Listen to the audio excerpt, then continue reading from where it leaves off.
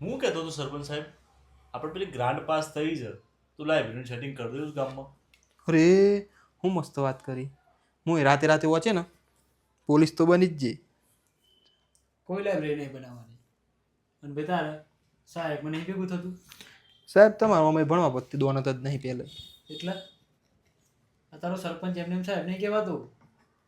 બીજો નંબર આવ્યો તો 10મામાં બીજો. હા એ તો હું કહેતો હતો ને ભાઈ, તો ફેલ થયા છો. એ બધું કહી દીધું છે તે. એ તમે સાચું ખબર્યું પણ અમુનને તને આખી વાતની ખબર જ નહીં. એ તમે કહો તો ખબર પડે. એ હું અને મારા બાજુના ગામનો સરપંચ અમે બે જણાએ જ પરીક્ષા આપી હતી. એમાં હું બીજો નંબર લાવ્યો. સરસ સરસ છે. આ લાઇબ્રેરીનું શું કરવું છે? મૂકોની યાર વાત. મારે ગ્રાન્ડ પાસ તો કરાવવી પડે ને.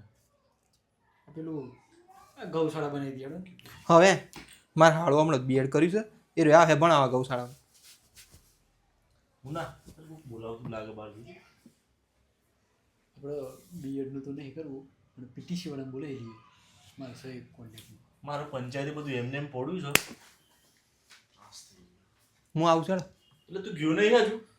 બાઇક ઉપર બે જાઉં ને હેઠ તો આવે હું ચલાવી લે.